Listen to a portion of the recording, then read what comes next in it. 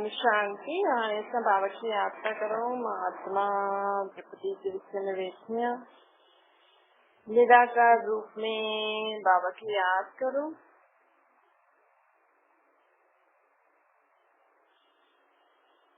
मन में कोई भी ॻाल्हि जो बाबा को ॿुधाए छॾो।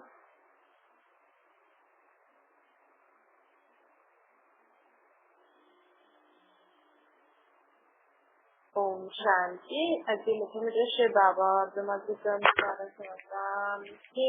बार बाबा जी की हाणे मां तव्हांजी तकदीर ऊंच ठाहिण आयो आहे। परमात्मा हाणे असांजी तकदीर खे ऊंच ठाहिण आयो। असांजी तकदीर बिगड़ी वई आहे न। हिन समय सभिनि जी तकदीर बिगड़ल आहे। त तकदीर खे ऊंच ठाहिण जे लाइ असांखे बाबा ज्ञान ॾियण। असांजी सुठी तकदीर कीअं ठहींदी आहे? असांजे कर्म अनुसार। हिन समय असां पंहिंजी तकदीर खे चवनि था न, हाय असांजी तकदीर केॾी ख़राब आहे। के अमीर माण्हू खे के वॾे माण्हू खे ॾिसंदा त चवनि था ॾिस हिननि वटि केॾो धन आहे, केॾो संपत्ति आहे, गाॾियुनि में था घुमनि। ऐं असांजी तकदीर ॾिसो त छो हिन समय भले माण्हुनि वटि धन संपत्ति चीजूं आहिनि, भले सुख न आहे, सुख त कंहिंखे बि न आहे, न ग़रीब खे सुख आहे न अमीर खे सुख आहे। त बि बाबा चए थो ग़रीब त बि सुखी आहिनि, अमीर त ॿियो ई उन्हनि खे त ॿिया ई लफड़ा अथनि। छो जो जेतिरो पैसो कमाए ओतिरो गवर्नमेंट पुठियां थी करे। पर त बि ग़रीब अमीर केरु बंगलनि में थो रहे, केरु सड़क ते थो रहे, कंहिं वटि खाइण लाइ न आहे, कंहिं वटि एतिरो खाइण लाइ आहे कि बचाए करे डस्टबिन में थो फिटी करे। ईअं न कंहिं वटि माण्हू वटि ॾिसो दुनिया ॾिसो, हिन में कंहिंजो कसूर थोरी आहे। हाणे कंहिं वटि धन आहे, कंहिं वटि एॾा सारा खाइण जे लाइ चीजूं आहिनि घर में कि खाई नथो सघे, हुनखे ख़राब करे फिटी थो करे। ऐं कंहिं वटि खाइण लाइ ई न आहे, न पैसो आहे न खाइण जे लाइ चीजूं। त इहे छो? भई इहे हिकु ई दुनिया, हिकु ई भॻवान आहे। उहे ई भॻवान जे मंदिर गुरुद्वारनि में ग़रीब बि था वञनि, अमीर बि था वञनि। त छा भॻवान ईअं पार्शलिटी कंदो? अगरि हुनखे आशीर्वाद ॾियणो त सभिनि खे हिकु जहिड़ो आशीर्वाद ॾे न। हिकु ई टिकाणे में ग़रीब बि वञनि था, अमीर बि वञनि था। त तव्हांखे माण्हू स्पेशल भॻवान अलॻि सां आशीर्वाद ॾींदो कि तव्हां ॿियो पैसो कमायो, ग़रीब खे नथो ॾे? छो? ग़रीब बि त रोज़ ई टिकाणे वञे थो, मंदिर वञे थो, पूजायूं करे थो, तव्हां बि वञो था। त भॻवान कंहिंखे कुझु न ॾींदो आहे। भॻवान पार्शलिटी न कंदो आहे। भई भॻवान सभिनि खे शक्ति ॾींदो, सम्झ ॾींदो, लेकिन हुन शक्ति हुन सम्झ खे असां कर्मनि में केतिरो था लायूं। हुन शक्ति ऐं हुन सम्झ सां, हुन गुणनि सां असां केतिरा सुठा कर्म था करूं। उन अनुसार असां वटि धन संपत्ति ईंदो, उन अनुसार असांजे जीवन में जेके स्थूल चीजूं मिलंदियूं आहिनि न, उहे उन अनुसार मिलंदो आहे। हिन समय माण्हू वटि जेको बि धन संपत्ति आहे चीजूं, उहे चवंदा आहिनि हिननि जा कर्म सुठा आहिनि पिछले जन्म जा। हाणे जा अगरि कर्म ख़राब हूंदा त अॻियां जो जीवन ख़राब मिलंदो। लेकिन अॼु अगरि कंहिं वटि पैसो आहे, लेकिन उहा हुननि जा हिन जन्म में कर्म सुठा न आहिनि। पैसो आहे, गाॾी बंगला आहिनि, लेकिन कर्म सुठा न आहिनि, त हुननि जो कल्ह बेकार थींदो। लेकिन अॼु कंहिं वटि धन संपत्ति चीजूं आहिनि त हुननि पिछले पंहिंजे कल्ह में सुठा कर्म कया, जंहिंजो फल हाणे सुठो मिलियो। त हाणे अॼु बि अगरि सुठा कर्म कंदा त अॻियां बि हुननि खे सुठो मिलंदो। कर्मनि सां ई असांखे तकदीर ठहींदी आहे। लेकिन हिन समय भले माण्हू वटि धन संपत्ति आहे, लेकिन सुख न आहे। छो? माण्हू जो बि कमाए थो, जो बि हुननि वटि अचे थो, त पाप जो धन आहे। हिन माण्हू में शक्ति भी आ, समझ भी आ, लेकिन वो जेको कमाए तो न वो ठगी करे तो सत्य त्रेता द्वापर कलयुग हिन 4 युगन में सभिनि खां ऊंची तकदीर हुई सतयुग जे आदि में जॾहिं लक्ष्मी नारायण। हुननि जी तकदीर ॾाढी ऊंची हुई छो छोजो हुननि पंहिंजे पिछले जन्म में परमात्मा खां ज्ञान वरितो, परमात्मा खां ज्ञान वठी करे हुननि पंहिंजे पिछले जन्म में कर्म सुठा कया। ॾिसो माण्हू जीअं सतयुग में उहो महाराजा महारानी हूंदा, सतयुग खां पहिरियों हुयो कलयुग। हाणे त ॾिसूं था कलयुग में त घोर पाप आत्मा, घोर पापी पापी आहिनि, त कॾहिं हुननि सुठा कर्म कया? कलयुग जे अंत वारे जन्म, कलयुग जे जॾहिं अंत वारो सतयुग जे आदि जे विच जे समय खे संगम युग चईंदा। हिन संगम युग ते परमात्मा खां मथां खां हेठि लथो, हाणे लथो न त हुन असांखे ज्ञान ॾिनो। लक्ष्मी नारायण जी आत्मा भी हाणे ज्ञान ॿुधे थी, समझे थी, हिन ज्ञान खे ॿुधी करे समझी करे पंहिंजो कर्म सुधारे थी। त हिन समय ई लक्ष्मी नारायण जी आत्मा हुनजी पूरी राजधानी परमात्मा खां ज्ञान वठी करे पंहिंजे कर्म सुधारे, जंहिंजे फलस्वरूप उन्हनि खे ॿियो जन्म जेको असांजे सतयुग में थियण वारो आहे उहो असांखे लक्ष्मी नारायण हुनजी राजधानी खे ॾाढो सुठो सुख जो मिलियो हुयो। लक्ष्मी नारायण जी राजधानी में हुनजी प्रजा भी हूंदी त हुनजा दास दासी भी हूंदा, लेकिन हुनजी प्रजा हुनजी दास दासी हुननि जे राज्य में ऐं हुननि जे अंदर में त पूरी दुनिया हुननि जे अंदर भी त जाते भी जो भी राजा रानी भी हूंदा नंढा नंढा सभु हुते सुख शांति खुशी में रहंदा। हुननि वटि एतिरो धन जेको भी हूंदो लक्ष्मी नारायण जेतिरो न हूंदो, लेकिन जेतिरो भी हूंदो न हुनमें वो संतुष्ट हूंदो, हुते कंहिंखे दुख न हूंदो, हुते कंहिंखे धन जी कमी न हूंदी, चाहे हुनजा दास दासी छो न हुजनि तो भी हुननि जी कमी, हुनखे दुख शांति न हूंदी, धन जी कमी न हूंदी, वो भरपूर हूंदी छो कि हुननि जी आत्मा भरपूर आहे। आत्मा जा गुण शक्ति जेकी हूंदी न हुननि सां आत्मिक धन सां भरपूर आहे। त हिन समय ही असांखे परमात्मा ही अहिड़ा श्रेष्ठ कर्म करण सेखारींदो आहे जिसो सभिनी तकदीर खे ऊंचो ठाहे। ॾिसो हिन समय माण्हू डॉक्टर छा सिखाए सघंदो, डॉक्टरी सिखाए सघंदो आहे, जिते माण्हू डॉक्टर ठहे ऐं माण्हुनि जी इलाज करे। इंजीनियरिंग भी सिखाए सघंदो आहे। घर में जेकी मायूं रहंदियूं आहिनि जेका खुदि ही घर संभालदा आहिनि, घर संभाल जी त कम थी वञे त वो पंहिंजी नुंहरनि धीअरनि खे उहो ई सेखारींदा। पीउ पंहिंजे पुट खे अगरि दुकान हूंदी त उहो ई सेखारींदो, हीअं कमाई कबी। लेकिन हिन सां असांजो जीवन असां ऊंच महाराजा महारानी त न थी सघंदा। अॼु कोई स्कूल आहे बल्कि के हाणे त राजा ई न आहे। द्वापर युग खां जेका नंढा राजा रानी हुया वो पंहिंजे ॿार खे राजा ई सेखारींदा हुया, लेकिन हुननि जो सोने हीरे जो त महल न हुया न। चलो के राजा वटि त जन्म वठे कोई द्वापर कलयुग में, हाणे त आहे न राजा रानी, लेकिन हाणे त गवर्नमेंट जो राज्य आहे त भल करे के पहिरियों राजा रानी हुया द्वापर ऐं कलयुग में भी पहिरियों, त वो पंहिंजे ॿारनि खे राजा ई सेखारींदा भले कीअं कबी आहे। लेकिन हुननि वटि एॾो धन संपत्ति त न हूंदो जेको लक्ष्मी नारायण वटि। लक्ष्मी नारायण खे त डायरेक्ट भगवान कर्म करण सिखाए, जंहिंसां हुननि जी तकदीर ऊंची थी। लेकिन त मनुष्य खे सेखारींदो न, जी डॉक्टर डॉक्टरी सेखारींदो, उहो भी मनुष्य, मापी भी मनुष्य, टीचर भी मनुष्य, जो नंढा राजा रानी पहिरियों हुया उहो भी मनुष्य ई हुया। त बाबा असांखे चवनि था कि उन सां असांजी एतिरी ऊंची तकदीर त न थी जेतिरी लक्ष्मी नारायण जी हुनजी राजधानी में जो माण्हू हुया।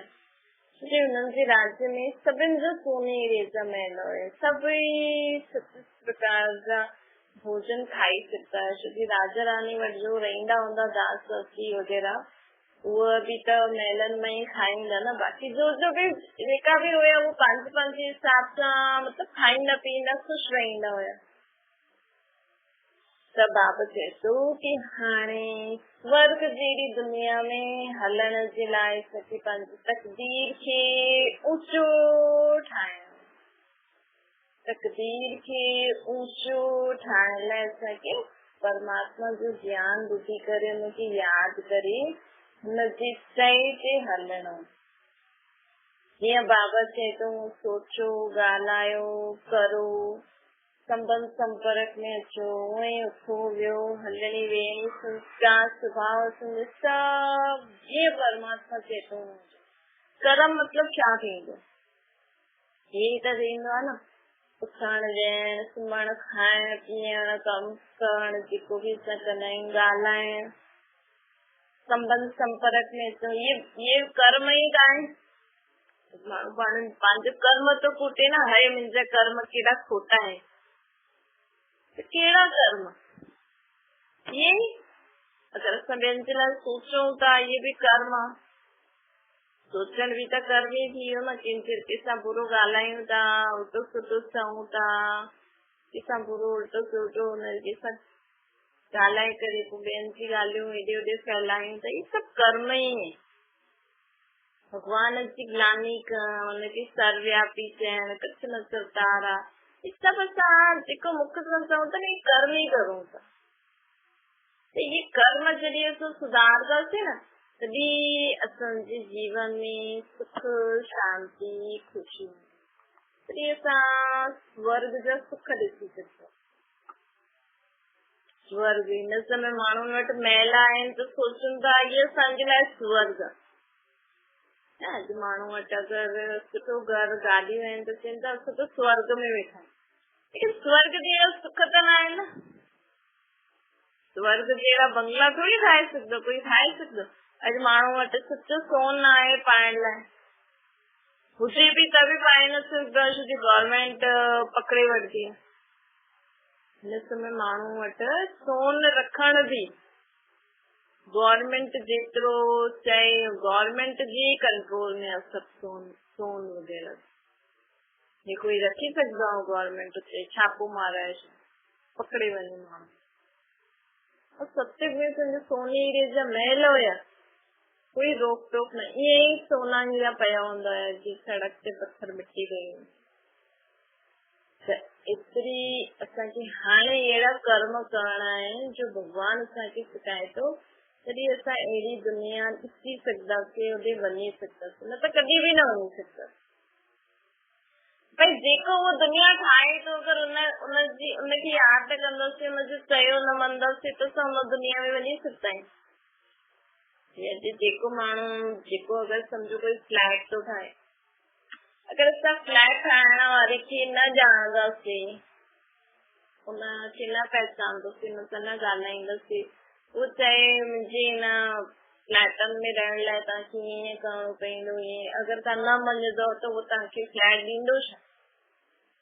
अॼुकल्ह माण्हू ठाहिनि था न, पंहिंजी पूरी हिकु कॉलोनी ठाहे छॾूं, हुते अलॻि अलॻि फ्लैट पोइ विकिणनि था। अगरि असां उन्हनि जा नियम उहे जीअं असांखे चवनि था उहो न मञंदासीं, उहो चवनि साल भर पहिरियों एडवांस ॾियणो पवंदो, ईअं करणो पवंदो, ये सभु न वञो, उते सम्झी हिन फ्लैट में रहण जे लाइ तव्हांखे इहे सभु न खणी अचिणो पवंदो, इहे न ठाहे सघंदा आहियो, इहे न करे सघंदा आहियो, असां हुते रही सघंदासीं। त परमात्मा त पूरी नई दुनिया थो ठाहे, हुनजे लाइ त कीअं थो चए भॻवान असांखे कि हाणे इहो हिकु जन्म, तव्हां इहो हिकु जन्म बि थोरो सो ई त आहे हाणे स्वर्ग अचण वारो, हिकु जन्म त न काम, न क्रोध, न लोभ, न मोह, न अहंकार, ईर्ष्या, द्वेष, नफ़रत, घृणा, कंहिंजी बि वस थी करे कर्म न करो। असांखे पतो ई न हुजणो खपे काम विकार थींदो छा आहे, क्रोध थींदो छा आहे, लोभ थींदो छा आहे, अहंकार थींदो छा आहे, ईर्ष्या नफ़रत घृणा थींदी छा आहे, के छा बि थो करे, असांखे हुन सां जलन छो रखणी आहे। तव्हांजे जीवन में जो आहे उहो करो, हिक ॿिए सां रीस छो रखूं, असां हिक ॿिए सां जलूं छो, तुंहिंजी मुंहिंजी छो करूं। मुंहिंजो जो आहे उहो मुंहिंजे परमात्मा जो आहे, तुंहिंजी तूं वटि रख, मां छो वठां तोखां। ॿियनि जी चीजनि में असांजी नज़र ई छो वञे, छोकी अॼु नज़र वेंदी असां चईंदासीं मूंखे बि इहो खपे, हुननि जी चीजनि ते हुननि जे जीवन में बुरी दृष्टि रखंदासीं, कल असांखे मिली बि वई त असांखे हुन सां सुख मिलंदो, कॾहिं न मिली। त बाबा थी थो अहिड़ी ॻाल्हियूं करण सां मतिलब छा आहे। अॼु माण्हू क्रोध थो करे, क्रोध करण सां मतिलब छा आहे, कुझु आहे? संबंध ख़राब थींदा, घर में अशांति थींदी, माहौल बिगड़ंदो, तव्हां चईंदा न मुंहिंजो मञे नथो, ईअं थो करे ईअं थो करे, अशांति क्रोध करण सां मञी वेंदो। लोभ करण सां छा फ़ाइदो आहे, कुझु फ़ाइदो पल करके ज्यादा कमाईंदव बि हुन पैसे सां घुमी ईंदव, कपिड़ा वठंदव, खाइण जी पेट में पचंदो, घुमण में सुख मिलंदो, चीज बि वठी ईंदव त सुख त न मिलंदो न। अॼु घर में पैसो आहे लेकिन सुख शांति छो न आहे, छो जो लोभ जो कमायल हुओ पैसो, विकार जो कमायल हुओ पैसो कॾहिं बि सुख न ॾे। लोभ न कंदो त छा थींदो, हिन सां हिकु चीज में असांखे 100 रुपए जो घाटो मिलंदो, 100 रुपया त मिलनि, चलो तव्हां पनीर मटर न खायो, दाल रोटी खाईंदव, हुनमें सुख त मिलंदो। त लोभ करण सां मतलब छा आहे, मोह करण सां मतलब छा आहे। मोह अवश्य घर में सभिनि खे साथ में रखंदो, चीजनि खे संभाले रखंदो, ॿारनि खे मोह में फसाईंदो, हिन सां छा थींदो, ॿार अॻियां न वधी सघंदा, ईअं थींदो न। अॼु माण्हुनि जो जेका ॿार पढ़नि लिखी अॻियां वञनि था, एॾो देश जे लाइ लड़ाई करनि था, एॾो सुठा सुठा कम करनि था, इहे कीअं था करनि, छो जो माउ पीउ जेको मोह न रखंदो न उहो ॿार अॻियां वेंदो। अॼु तव्हांजा ॿार अगरि अॻियां नथा वधनि त हुनजो कारण तव्हांजो मोह आहे, तव्हांजो मोह आहे। या त तव्हां ॿियनि जे ॿारनि सां रीस कंदा आहियो, या तव्हां ॿियनि जे ॿारनि सां जलंदा आहियो, या त तव्हां ॿियनि जे ॿारनि सां चिड़ंदा आहियो हिन जो ॿार अॻियां न वधे। ॿियनि जे ॿारनि खे अगरि तव्हां अॻियां न वधण ॾींदव, खिलाइण जी कोशिशि कंदव त तव्हांजो ॿार बि अॻियां न वधंदो। तव्हांजे ॿार खे बि कोई किराइण जी कोशिशि कंदो, तव्हांजो ॿार अॻियां वधी बि वञे त बि हुनखे सुख शांति ख़ुशी न मिलंदी। त तव्हांजे ॿार तव्हांजे घर में माण्हू अॻियां नथा वधनि, सुख शांति सां नथा रहनि, हुनजो कारण छा आहे, तव्हां में जो विकार बुरायूं, तव्हां में जो काम क्रोध लोभ मोह अहंकार आहे। छाजो अहंकार आहे, तव्हां वटि पैसो आहे त आहे, हिन में अहंकार करण जी छा ॻाल्हि आहे। कंहिं वटि न आहे, तव्हां वटि आहे त आहे त आहे, हिन में असां वॾा इहे नंढा छा।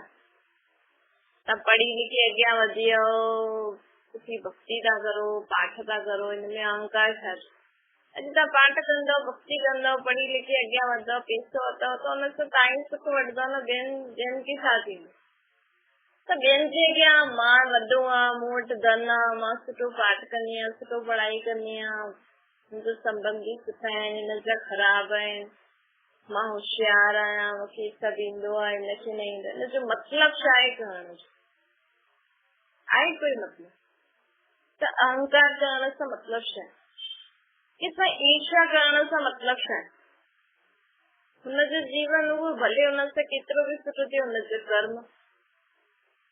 त असां सां सुठो नथो थिए, असांखे एॾो गम आहे त अॼु पंहिंजा कर्म सुठा करो, कल्ह तव्हांखे बि मिली वेंदो। हिक ॿिए सां ईर्ष्या नफ़रत घृणा रीस रोइण रुसण चिल्लाइण, हिक ॿिए खे चिड़ाइण, लड़ाई झगड़ा करण। अॼु माण्हू हिक ॿिए खे चिड़ाईंदा, साम्हूं वारो चिड़दो रोईंदो हुन सां तव्हांखे ख़ुशी थींदी, हिन जो मतिलब त तव्हां असुर थी वियो न। मतिलब ॿियनि खे रुआरे ॿियनि खे छिड़ाए अगरि तव्हां ख़ुशि था थियो त तव्हां केरु थी वियो?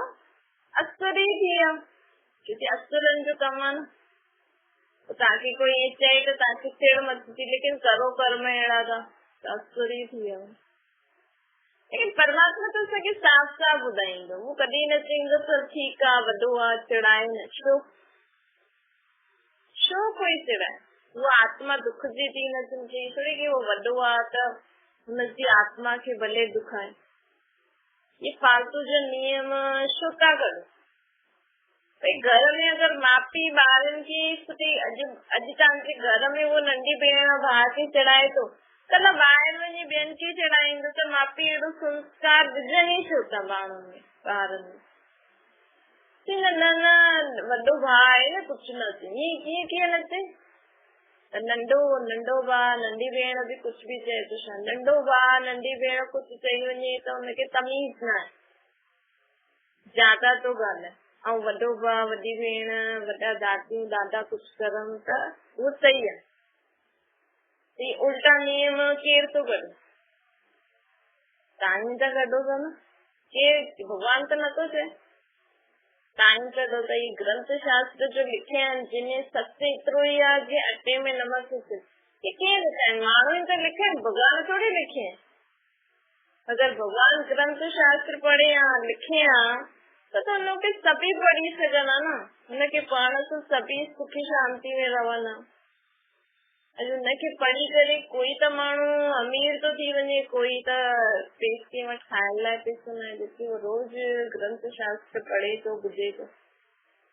ये सब मनुष्य जा ठाहियल आहिनि, ये सब जेका बि तव्हांजा नियम अथव न, ये सब मनुष्य ई ठाता अथनि, भॻवान न ठातो अथई। भॻवान जेका नियम जेका बि ॻाल्हियूं असांखे ॿुधाईंदो न, हुन सां मनुष्य स्वर्ग जो सुख ॾिसंदो आहे, हुनमें सभु सुखी रहंदो। ऐं हिते माण्हू अलाए छा छा करे थो, हुन सां अधु माण्हू सुखी आहिनि अधु माण्हू दुखी आहिनि। ही सभु टिकाणा मंदिर ग्रंथ शास्त्र व्रत जप तप तीर्थ ये सभु माण्हुनि ई ठातो अथनि। कोई त सूमर जो व्रत तो रखे, तीजड़ी रखे थो, जन्माष्टमी रखे थो, त हुनजे लाइ हुनखे ॾाढो सुठो फल थो मिले, ऐं कंहिंखे नथो मिले। छो? भॻवान पार्शलिटी कंदो आहे। ये सब भगवान जा ठातल न आहे, ये सब मनुष्य ही ठातो अथनि। लेकिन परमात्मा जो असांखे हाणे ज्ञान ॾे थो, परमात्मा जो असांखे हाणे सम्झ ॾे थो, गुण ॾे थो, शक्ति ॾे थो। अगरि असां हुन अनुसार पंहिंजो जीवन जींदासीं त हुनजो फल स्वरूप सम्झो अॻियां वारो जीवन सभिनि जो हिकु जो न, भले उते सत्युग में प्रजा बि हूंदी, दास दासी बि हूंदियूं, नंढा बि हूंदा त वॾा बि हूंदा, लेकिन सभिनि खे सुख शांति ख़ुशी हूंदी। छोकी नंढा वॾा बि हूंदा, छोकी हिन समय भॻवान जो असांखे कर्म करणु सिखाए थो, त जीअं एक्यूरेट हूअं ई कर्म करणु सिखिया हूंदा ऐं कया हूंदा त उहो उते वॾा माण्हू ठहींदा, ऐं जीअं न कया हूंदा, जीअं न सिखिया हूंदा, उहो नंढा माण्हू ठहींदा। अच्छा, मीठी मीठी सिटीले जे ॿारनि खे थी माता पिता बाप दादा जो यादि प्यार ऐं गुड मॉर्निंग। रूहानी बाप जी सभिनि रूहानी ॿारनि खे नमस्ते। तव्हांजी बि रूहानी माता पिता बाप दादा खे यादि प्यार गुड मॉर्निंग ऐं नमस्ते वरदान आहे।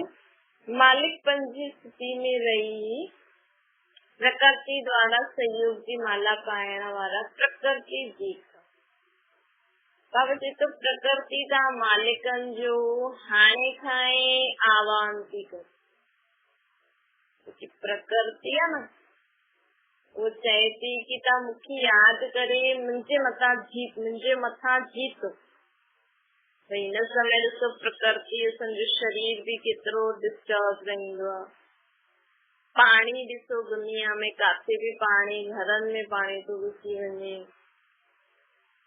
भूकंप धरती हिले थी, हवा थी अचे अखियुनि में मिटी पइजी वेंदी आहे। सूरज जी किरणियूं तो सुठियूं हूंदियूं आहिनि, लेकिन ज्यादा माण्हुनि खे नुक़सान थी पहुचाए। ज्यादा गर्मी, ठंडी ॾिसो त प्रकृति भी तमो प्रधान थी वई है। हिन समय प्रकृति के बिगाड़ो मनुष्य ही है। लेकिन जॾहिं असां आत्मा ऐं परमात्मा खे यादि कंदा आहियूं न, त असां हिन प्रकृति जे तत्वनि ते भी विजय प्राप्त करे सघंदा आहियूं। मतलब परमात्मा जी शक्ति असां आत्माउनि में जॾहिं ईंदी आहे न, त असांखे इहो पाणी, हवा, धरती, आसमान, ये ग्रह असांखे नुक़सान न पहुचाए। अगर तव्हांखे पंहिंजे शरीर खे तंदुरुस्त रखणो अथव ऐं तव्हां चाहींदा आहियो कि कॾहिं बि मूंखे हिन धरती सां दुख न मिले, न पाणी सां दुख न मिले, न हवा सां दुख न मिले, न आसमान सां दुख न मिले, न सूर्य चांद तारनि सां ग्रहनि सां मूंखे दुख न मिले, त असांखे खुद की आत्मा समझी करे परमात्मा खे यादि करो और संकल्प करो, बाबा इन तत्वनि जो इन तत्व भी सुठा थी भई। जीअं तव्हां माण्हुनि जे लाइ सुठो सोचता आहियो न, अरदास वग़ैरह कंदा आहिनि, प्रार्थना कंदा आहिनि, उहो असांखे परमात्मा खे यादि करे पाणी जे लाइ, हवा जे लाइ, सूर्य चांद तारे, धरती, आसमान, इन सभिनि जे लाइ भी सुठो सुठो सोचणो आहे कि इहे सभु भी सुठा सुठा थी वञनि। सब जीव जंतु जानवरनि जे लाइ भी सुठो सोचो, सब पेड़ पौधनि जे लाइ भी सुठो सोचो। त कॾहिं भी असांखे न पेड़ पौधनि द्वारा, जीव जंतुनि द्वारा, हवा, धरती, पाणी, आसमान, ये ग्रहनि द्वारा भी असांखे कॾहिं दुख न मिले। ऐं अगरि कोई माण्हू भी असांखे दुख परेशानी न ॾे, हुन सां भी असांखे कॾहिं दुख न मिले, के भी माण्हू सां, त रोज रात जो सुबह जो उथी करे ये कम करो, विच विच में भी करो, परमात्मा की याद करे संकल्प करो विश्व की सभी आत्माएं सुखी थी वञनि, सभी ये पेड़ पौधा भी सुठा थी वञनि, जीव जंतु जानवर भी सुठा थी वञनि, प्रकृति भी सुठी थी वञे। हिननि सां कॾहिं भी असांखे दुख न मिलंदो। बाबा जी तो भले तूफान ईंदो, लेकिन अगर असां हिननि जे लाइ सुठो सोचदा आहियूं न, जॾहिं तूफान ईंदो न, तॾहिं जीअं माण्हू में गुस्सो ईंदो आहे या हूंदो न, त प्रकृति भी हिननि खे भी अशांति थींदी आहे, त हुननि खे भी शांति जो दान ॾियणो खपे परमात्मा खे यादि करे। त तूफान ईंदो, लेकिन असांजो कुझु भी न बिगाड़े सघंदो। और तव्हांजे कारण ॿियनि जो भी भलो थींदो। जो तव्हां सां गॾु रहंदा आहिनि न आसपास, उहो भी बची वेंदो।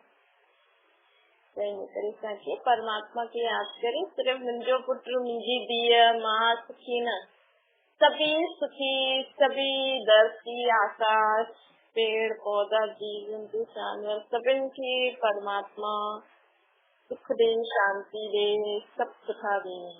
स्लोगन आहे, अलौकिक सुख व मन रस जो अनुभव करणो आहे त मन मना भवजी सुखी मेरा। की आत्मा समझी परमात्मा की याद कंदासीं न, त असांखे अंदर आत्मिक सुख, इंद्रियनि खां परे वारो सुख, असांजो मन सदा शांत थी। ओम शांति। बाबा खे यादि करो,